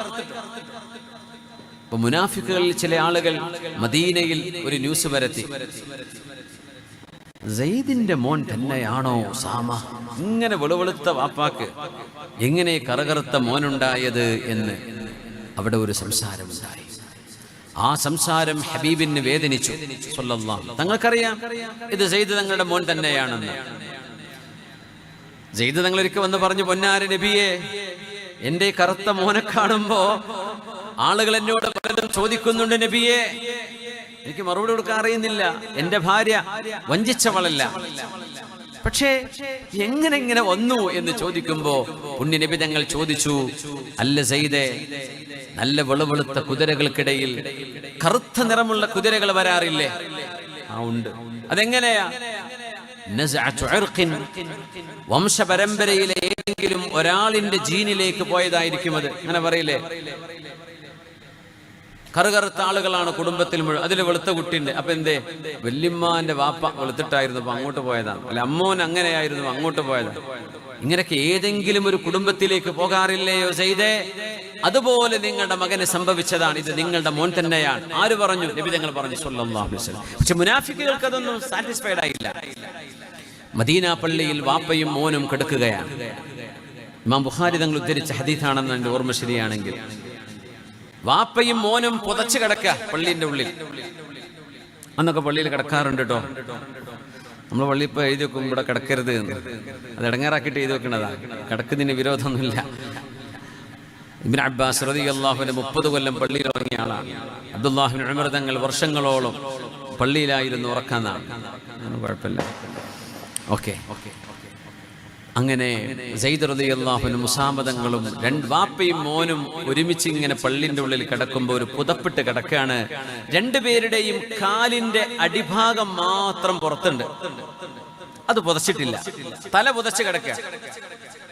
അപ്പോഴാണ് ഈ പറഞ്ഞ ബനി മുദലിജ് ഗോത്രത്തിലെ മുജസ്സസ് എന്ന് പറയുന്ന ഒരു മനുഷ്യനുണ്ട്. അയാൾ ഖിയാഫത്തിന്റെ ആളാണ്. മുഖം നോക്കിയിട്ട് ലക്ഷണം പറയും, ഇതാരും മോനാണ്, ഏത് തറവാട്ടിലാണെന്ന്. അദ്ദേഹം പള്ളിയിലേക്ക് കയറി വന്നു. ഈ സംഭവം കണ്ട് നബി തങ്ങൾക്ക് വലിയ സന്തോഷം ഉണ്ടായിന്ന. തങ്ങൾ വല്ലാണ്ട് സന്തോഷിച്ചു. ആയിഷ ബീബിയോട് പറഞ്ഞു, ആയിഷ നീ അറിഞ്ഞോ? എന്ത് നബി, എന്ത്? മുജസ്സസ് വന്നിട്ടേ ഉസാമയുടെയും വാപ്പയുടെയും വിഷയത്തിൽ തീർപ്പ് പറഞ്ഞു ആയിഷ. അയാൾ ഉസാമ തങ്ങളെ കണ്ടിട്ടില്ല, വാപ്പ സെയ്ദ് തങ്ങളെയും ഇതിനു മുമ്പ് കണ്ടിട്ടില്ല. വാപ്പയും മോനും ഇങ്ങനെ കടന്നുറങ്ങാൻ. അങ്ങനെ മുജസ്സസുൽ മുദലജി എന്ന് പറയുന്ന ഈ മനുഷ്യൻ പള്ളിയിലേക്ക് കയറി വന്നിട്ട് വാപ്പയുടെയും മോന്റെയും കാലിന്റെ അടിഭാഗം ഇങ്ങനെ കാണുന്നുണ്ട്. ഒന്ന് വെളുത്ത കാലാണ്, ഒന്ന് കറുത്ത കാലാണ്. എന്നിട്ട് മഹാനവറുകൾ ആ കാലിലേക്ക് നോക്കിയിട്ട് പറഞ്ഞു, ഇന്ന ഹാദിഹിൽ അഖ്ദാം ബഅദുഹാ മിൻ ബഅദിൻ. ഈ രണ്ട് കാലുകളും വാപ്പയുടെയും മോന്റേതും തന്നെയാണല്ലോ എന്ന് പറഞ്ഞു. അങ്ങനെ ഒരു ചർച്ച നടക്കുന്നത് പോലെ ഇയാൾക്കറിയില്ലായിരുന്നു. അദ്ദേഹം അങ്ങോട്ട് പറഞ്ഞു, ഇന്ന ഹാദിഹിൽ അഖ്ദാം ബഅദുഹാ മിൻ ബഅദിൻ. ഈ കാലുകൾ പരസ്പരം ബന്ധമുള്ളതാണല്ലോ. ഇത് ചിലതിൽ നിന്ന് ചിലതാണ് എന്ന് പറഞ്ഞാൽ ഇത് വാപ്പയുടേതാണ്, മകൻ വാപ്പയുടേത് തന്നെ, വാപ്പയാണിത്, മകനാണിത് എന്ന ആശയത്തിൽ മുജസ്സസുൽ മുദലജി റളിയല്ലാഹു അൻഹു നബി തങ്ങളുടെ മുമ്പിൽ വെച്ച് പള്ളിയിൽ വെച്ച് പറഞ്ഞപ്പോൾ എല്ലാവരും എണീറ്റു. തങ്ങളോട് ഓടിച്ചെന്ന് പറഞ്ഞു, യാ റസൂലല്ലാഹ്, മുനാഫിക്കുകൾ ഏതൊരു വിഷയം വെച്ചാണോ അങ്ങയെ കളിയാക്കിയിരുന്നത് അതിനിതാ മറുപടി പറഞ്ഞിരിക്കുന്നു മുജസ്സസ്. ബനി മുദലജ് ഗോത്രക്കാരൻ അറിയപ്പെട്ട ആളുകളാണ്. അതിലെ വലിയ പ്രമാണിയാണ് മുജസ്സസ് റളിയല്ലാഹു അൻഹു. അദ്ദേഹം വന്നിട്ട് ഇങ്ങനെ സംഭവം പറഞ്ഞതിൽ മഹാനായ റസൂലുള്ളാഹി സ്വല്ലല്ലാഹു അലൈഹി വസല്ലം വല്ലാണ്ട് സന്തോഷിച്ചിട്ടുണ്ട്. ഹംസ റളിയല്ലാഹു അൻഹുവിന്റെ ഘാതകനായിരുന്ന വഹ്ശി റളിയല്ലാഹു അൻഹു, ഹംസ തങ്ങളെ വധിക്കാൻ അദ്ദേഹം പാടുപെട്ടു. സ്വാതന്ത്ര്യം മോഹിച്ചുകൊണ്ട് ചാട്ടുളി കൊണ്ട് എറിഞ്ഞുകൊണ്ട് ഹംസ റളിയല്ലാഹു അൻഹു ഉഹദിൽ ഷഹീദാകുന്ന ചരിത്രം നിങ്ങൾക്കൊക്കെ അറിയാം. വഹ്ശി തങ്ങള്, അദ്ദേഹത്തിന് ഹംസ തങ്ങളോട് വ്യക്തിപരമായ ദേഷ്യമൊന്നുമില്ലായിരുന്നു. പക്ഷെ സ്വാതന്ത്ര്യം കിട്ടുമെന്ന് പറഞ്ഞപ്പോ ഹിന്ദ് സ്വാതന്ത്ര്യം തരാമെന്ന് പറഞ്ഞു. ഹിന്ദ് റളിയല്ലാഹു അൻഹ, നമുക്ക് റളിയല്ലാഹു അൻഹ എന്ന് പറയണം, അവർ സുഹാബിയത്താണ്. ആ വാഗ്ദത്തം ചെയ്തപ്പോ വഹ്ശി എന്നവർ ഹംസ തങ്ങളെ വധിക്കുകയാണ് ഉണ്ടായത്. പക്ഷെ ഈ വഹ്ശി എന്നവരെ വലിയ ഫിറാസത്തുള്ള മഹാനായി മാറുകയുണ്ടായി. 40 കൊല്ലം കഴിഞ്ഞതിന് ശേഷം തന്റെ ഒരു കൂട്ടുകാരനെയല്ല, 40 കൊല്ലം മുമ്പ് കയ്യിലെടുത്ത് നടന്നിരുന്ന ഒരു പിഞ്ചു പൈതൽ, ആ പൈതലിന് ഇപ്പൊ 40 വയസ്സായിട്ടുണ്ട്. ആ മനുഷ്യൻ തന്റെ കൂട്ടുകാരന്റെ കൂടെ വഹ്ശി റളിയല്ലാഹു അൻഹുവിന്റെ മുമ്പിലേക്ക് വന്നുകൊണ്ട് പറഞ്ഞു ചോദിച്ചു, എന്നെ അറിയുമോ എന്ന് ചോദിച്ചു. എന്നെ അറിയോ? ഈ ചോദിക്കുന്ന ആൾക്ക് വഹ്ശി തങ്ങളെ നേരിട്ട് അറിയൂല. പക്ഷെ ആരോ പറഞ്ഞു കൊടുത്തു, നിന്റെ ചെറുപ്പത്തിൽ നിന്നൊക്കെ എടുത്തു നടന്നിരുന്ന ആളായിരുന്നു എന്ന് ഈ മനുഷ്യനോട് പറഞ്ഞിട്ടുണ്ടാകണം. വഹ്ശി തങ്ങളെ ആ മനുഷ്യനെ എങ്ങനെ നോക്കിയിട്ട് പറഞ്ഞു, ലാ ഇല്ല അൻ തകൂന ഇബ്ന ഫുലാന. നീ ശരിക്കും മനസ്സിലായിട്ടൊന്നുമില്ല, നീ ഇന്നാലിന്റെ പെണ്ണിന്റെ മോനല്ലേ. ഫഖദ് ഹമൽതുക വഅൻത റദീഅ. നീ ഉമ്മയുടെ പാല് കുടിക്കുന്ന കാലം ഞാൻ നിന്നെ കയ്യിലേറ്റ് ഉണ്ടായിരുന്നല്ലോ, ആ മോനല്ലേ നീ എന്ന് ചോദിച്ചുകൊണ്ട് വഹ്ശി തങ്ങൾ ആ ചരിത്രങ്ങൾ പറഞ്ഞു കൊടുത്തു. 40 കൊല്ലം മുമ്പ് കുഞ്ഞായിരുന്ന ഒരു കുഞ്ഞിനെ 40 കൊല്ലം കഴിഞ്ഞ് മനുഷ്യനായി ഒരു വലിയ പുരുഷനായി വന്ന് തന്റെ മുമ്പിൽ നിൽക്കുമ്പോൾ ഒരൊറ്റ നോട്ടം കൊണ്ട് തിരിച്ചറിഞ്ഞ ആളാണ് വഹ്ശി റളിയല്ലാഹു അൻഹു. ഇതും ഒരു ഫിറാസത്താണ്, ഇതൊരു ഇൽമാണ്. ചില ആളുകൾക്ക് അല്ലാഹു നൽകുന്ന പ്രത്യേകമായ ഫിറാസത്തുൻ അദീമ എന്നൊക്കെ പറയാം. സുലൈമാൻ അലൈഹിസ്സലാം വിധി പറയുമ്പോ ദാവൂദ് അലൈഹിസ്സലാമിന്റെയും സുലൈമാൻ അലൈഹിസ്സലാമിന്റെയും ചരിത്രം പറഞ്ഞെടുത്ത് അല്ലാഹു സുലൈമാൻ നബി അലൈഹിസ്സലാമിന് ഹിക്മത്ത് നൽകി ആദരിച്ചു എന്ന് പറയുന്നുണ്ട്. ചില സാഹചര്യ തെളിവുകൾ വെച്ച് സത്യം ബോധ്യപ്പെടുന്നതും ഫിറാസത്തിന്റെ ഭാഗമാണ്. സാഹചര്യ തെളിവുകൾ. 2 പെണ്ണുങ്ങളെ ഒരാൺകുഞ്ഞിനെയും കയ്യിൽ പിടിച്ചുകൊണ്ട് ദാവൂദ് നബിയുടെ മുമ്പിൽ വന്നതാണ് ചരിത്രം. 2 പേരും മരുഭൂമിയിലൂടെ നടക്കുമ്പോ 2 പേരുടെയും കയ്യിൽ ഓരോ കുട്ടിയുണ്ട്. ഒന്ന് പെൺകുട്ടിയാണ്, ഒന്ന് ആൺകുട്ടിയാണ്. അവര് ദാവൂദ് നബിയുടെ മുമ്പിലേക്ക് ജെറൂസലേമിലേക്ക് ഫലസ്തീനിലേക്ക് വരുമ്പോ അവരുടെ കയ്യിലെ ഒരു കുഞ്ഞിനെ ഒരു ചെന്നായ കടിച്ചു കൊണ്ടുപോയി. അത് പെൺകുട്ടിയായിരുന്നു. ബാക്കിയായ ആൺകുട്ടിയെ ആ പെൺകുട്ടിയുടെ ഉമ്മ തന്റേതാണ് എന്ന അവകാശവാദം ഉന്നയിച്ച് ദാവൂദ് നബി അലൈഹിസ്സലാമിന്റെ കൊട്ടാരത്തിലേക്ക് വന്നിരിക്കുകയാണ്. അങ്ങനെ മുതിർന്നവരാരാണ്, നിങ്ങളിൽ മുതിർന്ന ആൾ ആരാണെന്ന് ചോദിച്ചു.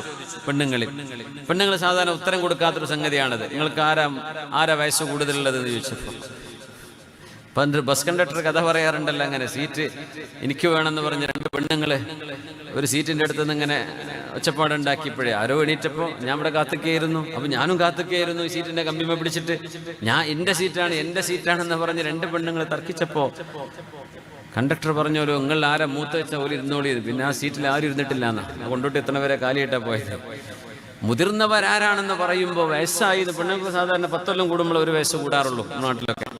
അന്നും 25ആണ്, ഇപ്പോഴും 25ആണ്, കൊല്ലം 10 കഴിഞ്ഞിട്ടുണ്ട്. അങ്ങനെയൊക്കെ അവസ്ഥകൾ ഉണ്ടാവും. ദാവൂദ് നബി ചോദിച്ചു, നിങ്ങൾ ആരാ മൂത്തത്? ഒരു പെണ്ണ് പറഞ്ഞു, ഞാനാണ്.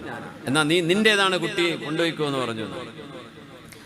അങ്ങനെ കുട്ടിയെ പിടിച്ച് ഇറങ്ങി വരുമ്പോൾ സുലൈമാൻ അലൈഹിസ്സലാം ചോദിച്ചു, മൽ ഖിസ്സ, എന്താ നിങ്ങളുടെ പ്രശ്നം? പറഞ്ഞു, ഞങ്ങളുടെ കുട്ടി, ഒരു കുട്ടിയെ ചെന്നായ കൊണ്ടുപോയി, ഇത് എന്റെ കുട്ടിയാണെന്ന് ഞാൻ പറയുന്നു, അവള് പറയുന്നു അവളുടെ കുട്ടിയാണ്. നിങ്ങളുടെ ഉപ്പയായ ദാവൂദ് നബി വിധി പറഞ്ഞു, മുതിർന്ന പെണ്ണാരോ അവരെടുക്കട്ടെ ആ കുഞ്ഞിനെ എന്ന് പറഞ്ഞു. ചെറിയ റളിയായ കുഞ്ഞ്, അമ്പലോടിക്കുന്ന ചെറിയ കുഞ്ഞാണ്. സുലൈമാൻ അലൈഹിസ്സലാം പറഞ്ഞു, അവിടെ നിൽക്കി, ഞാനൊരു കത്തി കൊണ്ടുവരട്ടെ. 2 പേർക്കും വേണമെന്നല്ലേ പറയുന്നത്. ഈ കുഞ്ഞിനെ ഞാൻ കത്തി കൊണ്ട് മുറിച്ച് പകുതിയാക്കി തരാം. ഒരാൾ ഒരു പകുതി കൊണ്ടുപോയിക്കോ, മറ്റാൾ പകുതി കൊണ്ടുപോയിക്കോ. ഇതങ്ങ് പറഞ്ഞപ്പോ അൽ വലദു വലദുഹാ, ഈ കുഞ്ഞ് അവളുടെ കുഞ്ഞാണ്, യർഹമുക്കല്ലാ, ഈ കുഞ്ഞിനെ കൊല്ലല്ലേ എന്ന് അവരിൽ ചെറിയവൾ പറഞ്ഞു. സുലൈമാൻ അലൈഹിസ്സലാം പറഞ്ഞു, ഈ കുഞ്ഞ് മോളെ നിന്റെ കുഞ്ഞാണ്, നീ കൊണ്ടുപോയിക്കോ എന്ന് പറഞ്ഞു. കാരണം യഥാർത്ഥ ഉമ്മയ്ക്ക് അവിടെ വേദന വരുള്ളൂ. ഉടനെ പറഞ്ഞു, കുഞ്ഞിനെ കൊല്ലല്ലേ, ഇത് അവളുടെ കുഞ്ഞാ, എനിക്ക് വേണ്ട, അവളെടുത്തോട്ടെ, എന്നാലും എന്റെ കുഞ്ഞ് മരിക്കരുത് എന്ന് ആ ഉമ്മ പറഞ്ഞപ്പോൾ സുലൈമാൻ അലൈഹിസ്സലാം ഹിക്മത്ത് കൊണ്ടും സാഹചര്യ തെളിവ് കൊണ്ടും ആ കുഞ്ഞിനെ ഇളയവളായ പെണ്ണിന് കൊടുത്തു എന്നത് ഖുർആനിക ചരിത്രങ്ങളിൽ കാണാൻ കഴിയും. ഇത് തത്വജ്ഞാനമാണ്. ഇത് ഖരീനത്ത് കൊണ്ട് മനസ്സിലാക്കലാണ്. ഇത് സങ്കീർണമായ വിഷയങ്ങളെ ഗൗരവത്തോടുകൂടെ വീക്ഷിച്ചുകൊണ്ട് വിധി പറയലാണ്. നാട്ടിലൊക്കെ വിധി പറയുന്ന ആളുകൾ കാണും. മസ്അലകൾ, പിന്നെ ഡിസ്പ്യൂട്ടുകളൊക്കെ സെറ്റിൽ ചെയ്യുന്ന ആളുകൾ ഉണ്ടാവും. തർക്കങ്ങൾ പരിഹരിക്കുന്നവർ, പഞ്ചായത്ത് പറയുന്നവർ, അവരൊക്കെ ശ്രദ്ധിക്കേണ്ട ഒരുപാട് വിഷയങ്ങളുണ്ട് ശരീഅത്തിൽ മനസ്സിലാക്കാൻ. സാഹചര്യ തെളിവുകൾ കൊണ്ട് സത്യമേതാണ്, തെറ്റെവിടെയാണ്, നീതി എവിടെയാണ്, അനീതി എവിടെയാണ്, ന്യായമേതാണ്, അന്യായമേതാണ് എന്ന് മനസ്സിലാക്കാൻ കഴിയുന്ന ബുദ്ധികൂർമ്മത അതിലിടപെടുന്ന ആലിമീങ്ങൾക്കും ഉമറാക്കൾക്കും ഉണ്ടാകണം എന്ന് മഹാന്മാർ പഠിപ്പിക്കാറുണ്ട്. അതാണ് നമ്മളിവിടെ കാണുന്നത് സയ്യിദുനാ സുലൈമാൻ അലൈഹിസ്സലാത്തു വസ്സലാമിന്റെ സംഭവത്തിലടക്കം.